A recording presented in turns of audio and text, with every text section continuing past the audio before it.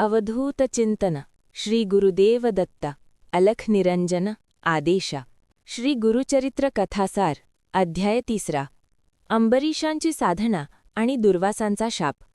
पूर्वी अंबरीश नावाचे महान विद्वान ब्राह्मण होऊन गेले। ते एकादशीचे व्रत अखंडपणे करीत असत। सारा काळ ते ईश्वर चिंतनात घालवीत असत। एकादशीमुळे त्यांच्या मनाला अपार शांती लाभली। एके दिवशी अचानक दुर्वास ऋषी अंबरीशाच्या घरी आले। तो दिवस द्वादशीचा होता। अंबरीशाच्या पत्नीने दुर्वास ऋषींचे मनापासून स्वागत केले। त्यांना भोजनाची विनंती केली। त्यांनी ती विनंती मान्य करून नदीवरून स्नान करून येतो असे सांगून ते निघून गेले। अंबरीशाने नित्यनियमाप्रमाणे आपली पूजा केली आणि दुर्वास ऋषी येण्याची वाट पाहू लागले। बराच वेळ निघून गेला तरी ऋषी आले नाहीत।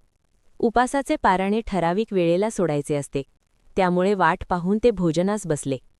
अंबरीश भोजन करून बाहेर आले त्यावेळी त्यांना लांबूनच दुर्वास ऋषी येत असल्याचे दिसले। दुर्वास घरी आले।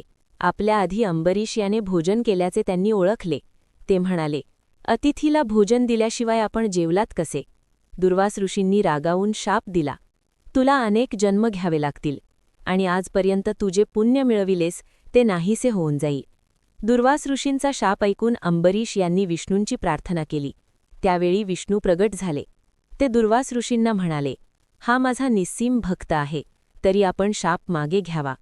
परंतु दुर्वासांनी ते मान्य केले नाही। विष्णू दुर्वास ऋषींना म्हणाले, तुम्हाला हवे तर तुम्ही मला शाप द्या, परंतु अंबरीश याला शापमुक्त करा। त्यावेळी दुर्वास म्हणाले, यापुढे तुम्हाला पृथ्वीवर 10 अवतार घ्यावे लागतील। विष्णूंनी ते मान्य केले।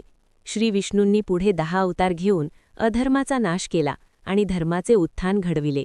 सर्वांना आनंदाचा राजमार्ग दाखविला। अध्याय 3 समाप्त। श्री गुरुदेव दत्त।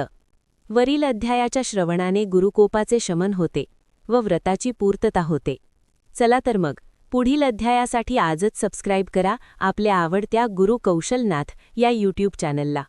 अवधूत चिंतन श्री गुरुदेव दत्त अलख निरंजन आदेश।